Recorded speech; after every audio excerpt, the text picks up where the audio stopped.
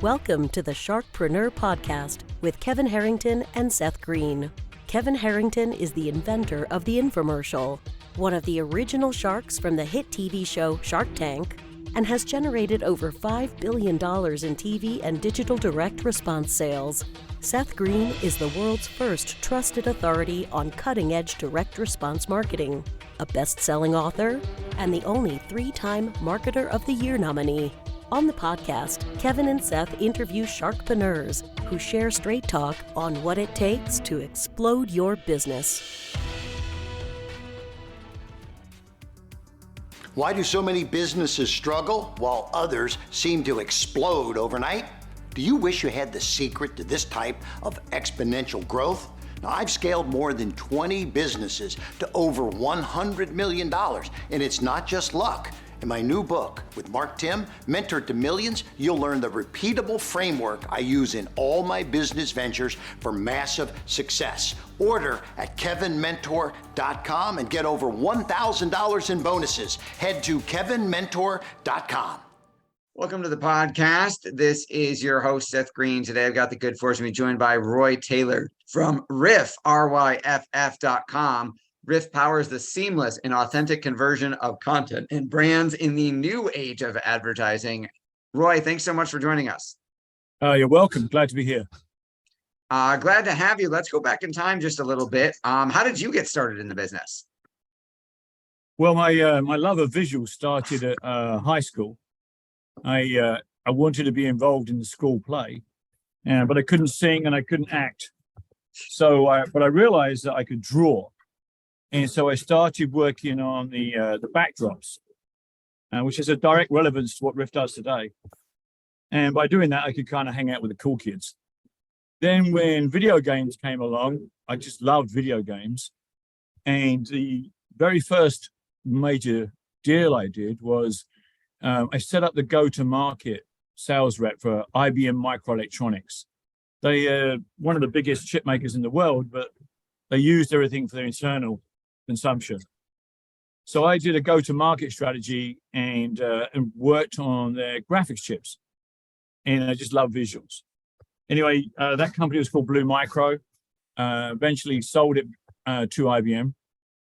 And then I set up NVIDIA in Europe in 1998, initially as a sales rep for NVIDIA, working at my bedroom, trying to tell the world about GPUs. And I just never really lost my love of visuals since. All right. And then how did Ryff come about? So, well, until recently, I was still an avid player of video games. And I was playing Warzone. And I realized in that game, you get crates delivered with different things for you to give you like different guns, weapons, ammunition, and so on. And I realized that a video game is effectively takes place in a sandbox. And do you remember the movie The Truman Show, where he rows very well and he bangs into the wall? Yes. Well, it's not commonly understood that video games are directed. And if they weren't, you'd bang into the wall.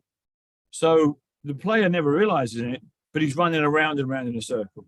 But they're very clever, so you don't know. Well, I realized, well, what if you could take media on there and nothing else? So effectively, you'd have a video game with nothing in it except one wall with video. And then put a product into an object and render it, apply light and shadow, so it looked like it was in the visual. Now, why would you want to do that? Well, because in a video game, you can change anything instantly. That's the whole premise of a video game. And so now what I could do is be able to update, reimagine, repurpose any kind of visuals, so long as we were respectful to the art. That's where the premise came from. Anyway, I raised 1.6 million from friends and family to see if the idea would work, and it did. Then I went and raised $5 million of seed capital. And I was very fortunate for some prestigious VCs who've been terrific. The lead was Valor out of Chicago, so that's Starbucks money. And then I had in the round Mac Ventures here in Los Angeles. I was great guys. And then Vulcan. And I didn't realize then just how prestigious Vulcan is. And Moneta. And that $5 billion allowed me to do some first commercial deals to see if the idea could actually go out and make money. And they did. And we did, and almost immediately, we did a fantastic deal with Coca-Cola for March Madness, which for those who are not American is a high school basketball thing. College. Anyway, we did that. Yeah, college. That was an enormous success. And then we did a couple of others. And then after that, I raised $12 million for an SPV. And since this is about entrepreneurs, SPVs are not always popular in Sand Hill Road. And that's a common reference, again, to those who are not familiar with the Silicon Valley VC community set in Palo Alto. But we did an SPV because we were fortunate that we had a number of movie stars and directors and producers that wanted to invest in Ryff and then also endorse us. Because in the final analysis, we draw on somebody else's art. And we couldn't do that unless we did it in a way which was completely supportive to the creative. So we did that. And now our business has just gone to market. We have a platform to connect the creators' brands together. It's called Sphera. The alpha's been out a little bit of a while. And we launched the beta on April 15th and version 1 on Independence Day for a very particular reason, which I'll come back to. All right. Well, congratulations. The longer version of that story should probably be in a book somewhere. So what does, well, we can talk about that later. What does Ryff do now? What is your bread and butter? So we allow people to monetize their content, their visual media. And that can be whether you are an influencer or it's a movie or a TV show or live sport, is because oftentimes our content becomes more, oftentimes a deal can't be done in time. There's a million reasons why people don't always monetize their content the way they would like to. And we make that possible. And we do that by understanding what it is that we're looking at and proposing and suggesting products and brands that integrate perfectly and perfectly set for everybody. Perfectly for the viewer, perfectly for the content owner, the distributor, and the brand. And perfection comes from authenticity. And we have worked out a way to guarantee that. So what does it look like? Give me an example of, here's an influencer, here's a brand, here's what we did for them, and here's what the viewer kind of experienced. Yeah, so during the March Madness program, for example, we put a cherry flavored Coke into a number of iconic moments in college basketball. So we did 2006, which was the last time UCLA were in the final, cherry Coke there. And we also did two other iconic matches. And I'm faltering here because I can't remember the name of the teams. But what does it mean you put a cherry Coke in the moment? Is that someone's running on the court, handing someone a cherry Coke to drink when they get the trophy? Is that, tell me. Well, you're recording this, right? So this will be shown visually. Yes. And let me see if I can right now show that to you and bring that up. Let me make it so you can share your screen. And then obviously we'll describe for the audio people listening on the audio platforms what you're showing. All right, so I'm going to show here the work we did. So we did 3 major scenes. Here we go. All right, is that sharing okay? Yes. All right, so what you're going to see here is the Bruins bear has a cherry Coke in his hand. And you're also going to see was work that we did. And 50 million people saw this work. So because he's moving so quickly, we slowed it down so you can see it in the Jumbotron there. So the Jumbotron was in the background was us. Okay, so you're not you didn't have a runner on the floor who ran on the court and handed him something. No. You're overlaying the graphics. So people in the stands saw it on the Jumbotron, even though he wasn't physically holding it. People on TV saw it. Clarify that for me. Correct. There was a warning at the beginning that this involved product placement. We don't ever want anybody to feel tricked. But let me show you here. So this is a coach. I think his name is, oh goodness, I'm going to pronounce this wrong. Tarkanian? Tarkanian, yeah. So, yep. And is that him chowing down on the sub? Yeah, where apparently, so he famously sucked on a wet towel so he wouldn't lose his voice. And what you see here, the Coke is in there, and the Subway sandwich is in there, and you see the guy's shoe in the background. Yes. Had a Nike flash on it, which we removed. So we can do errors, omissions, and fixes as well. And then the last one we did. So this apparently means a great deal to people that like college basketball, because I think this coach sadly passed after this. Yep, when he ran the court. Yes, when they won. Yeah. So we put the cherry Coke in there. We removed some logos from the ground. And the key thing here is that this is all automated. We don't have a team of compositors using, Adobe After Effects or the Nuke from the Foundry. Everything we do is all done using AI.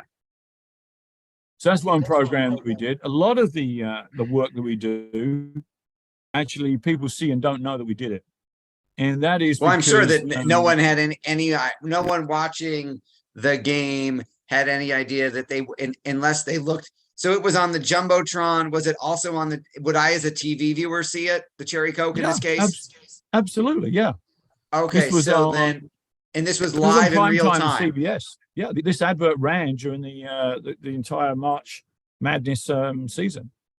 Okay, so then is it your responsibility? Are you able to track, let's say, because this was me watching TV, there's not a clickable link to go redeem a special March Madness offer for Cherry Coke, so Coke can track how many more they sold. It's brand awareness, right?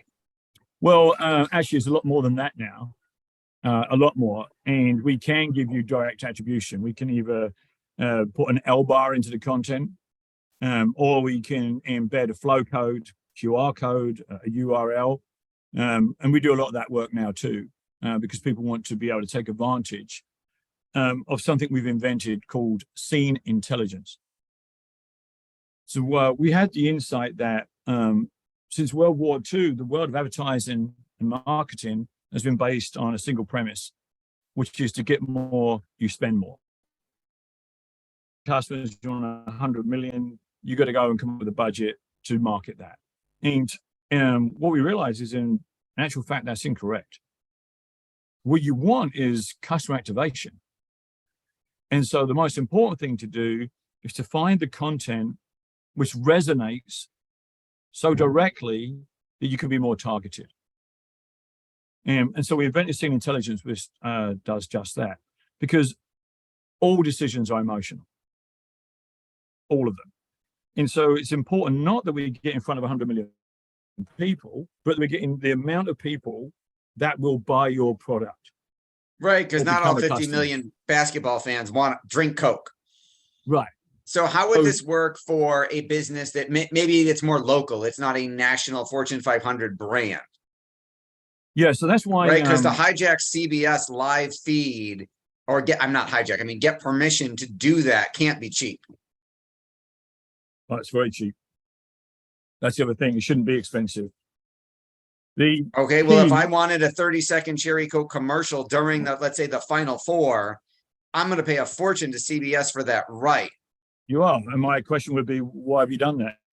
Well, if you're doing your magic in making the Cherry Coke, how much do you have to pay CBS to do that? Well, if you pay CBS way to pay their rates, and that's down to them. I have no control over that. But my point would be that you're exactly correct. 10 million people are going to see it, but how many of them are going to buy Cherry Coke?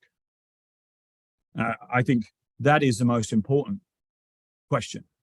Okay, so how do you know? Yeah, what are you going to do to create that emotional connection that creates a stimuli. Well, one, how do you get the Cherry Coke to show up on CBS without paying CBS for the privilege? And then two, are the Fortune 500 household name brands, are they your clients, or could a smaller business make this work who doesn't necessarily need to appear on the Final Four? So I think there's three questions there. So the first one was CBS. Yeah, of course, you've got to pay them if that's what you want to do. Absolutely. But that doesn't have to be the only way, because increasingly these days we have a very, very fractured entertainment market with people watching what they want to watch, the way they want to watch it.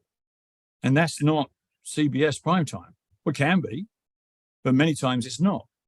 And so the important thing to do is to get to in front of the audience which most wants to buy your product. So the first question was, well, that's expensive. Yes, if you buy it that way, it is, of course, whatever. But it might well be that the audience you most want is actually watching something that you hadn't thought of, that really connects to them. And that can often be a very reasonable cost or low cost. So we built a platform called Sphera. And what Sphera does is it connects anybody with content to anybody with a brand. So the next point you made was the Fortune 500 brands. Yeah, of course, those are customers. But I realized, Seth, that there's a lot of people with stories, a lot of people that would love to tell them. You know, when Kelly Pinkett came up with the idea, it took him years until he could get that made and put out. And when Tim Miller had the idea for Deadpool, I think it took him 7 years. But what about if there was a platform where what you were making resonated so strongly with a brand and the audience you were making it for, you could fund it through that right from the get-go. So that's what Sphera is for.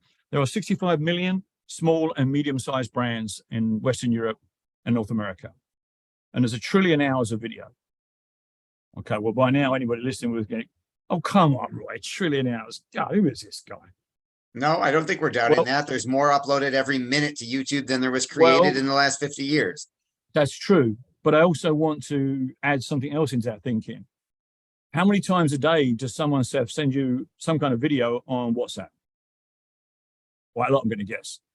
Or Instagram, or YouTube, or Zoom. Now, since it's been recorded, actually, we didn't set this up.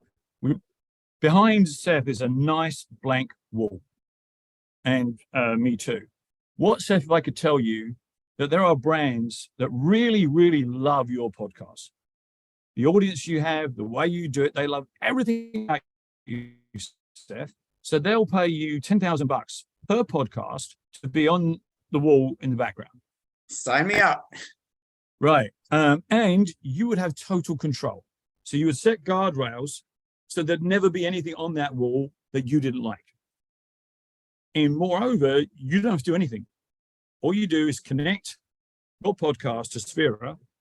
And then when it's finished, provided you hit the number of views, you just get paid. Not well, you've got my wheels spinning because we produce about 50, 60 podcasts for a week for different shows. Right. So you should be another one of our customers. I'm sure you will be now. I would love to. Why would you not do it? Now, let me repeat the point I just said too. We'll pay you immediately.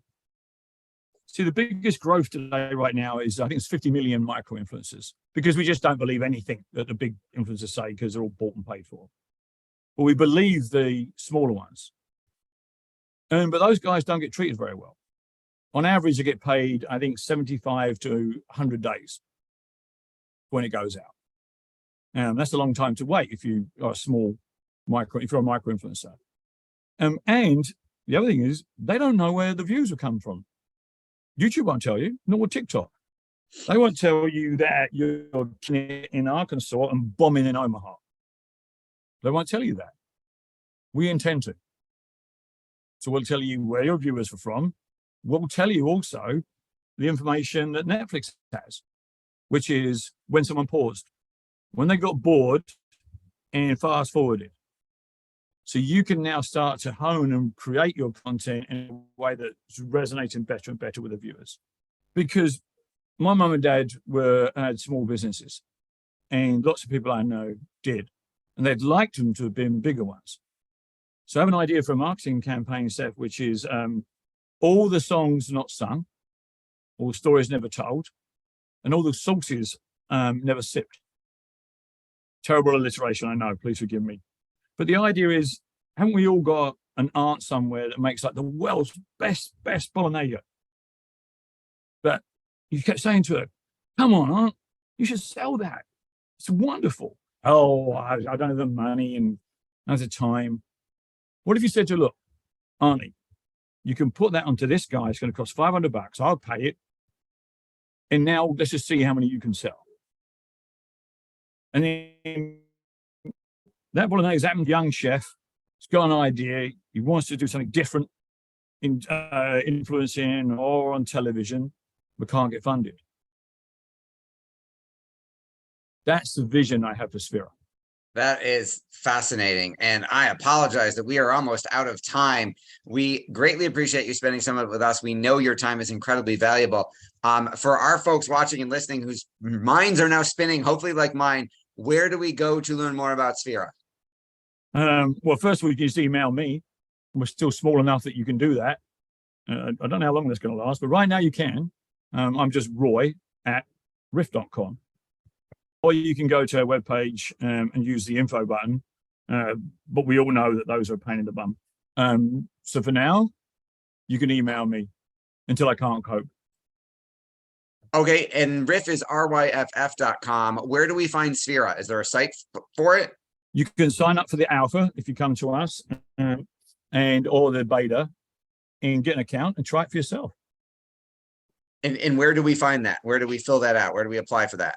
Oh, we'll come back to you right now because we're still at the alpha. So we're focusing on the features and the connections. So our sign up stuff is a little clunky. It's an alpha because the other bit is not clunky. All right. So we will email roy@ryff.com. I highly suggest you take him up on that. This is absolutely fascinating technology. Roy, thank you so much for joining us. You're welcome. And let's get you 10 grand a podcast. That sounds like a fabulous deal. Thank you, everybody, for watching or listening. We'll talk to you or see you next time when there will probably be a brand behind me. As long as it's authentic. It's got to be authentic. Yes, I don't drink Cherry Coke, so that won't work. All right. So thank you for your time. Thanks, everybody, for watching or listening. We'll talk to you or see you next time. Do you need money to fund your idea, product, or service? Are you ready to take your business to the next level, but need capital to get it done? Kevin Harrington has heard more than 50,000 pitches and knows how to help you make the perfect pitch to get the funding for your entrepreneurial dream. He's distilled the process down in his perfect pitch cheat sheet, and it's yours for free. Just text PITCH to him right now at 727-888-2100. Text PITCH to 727-888-2100 right now and claim your free perfect pitch cheat sheet. Text PITCH to 727-888-2100 to start funding your dream today. This show has been produced by Market Domination, LLC. To discover how you can have your own show completely done for you and turn it into a real published book and become the authority in your marketplace, go to www.marketdominationllc.com/podcast offer.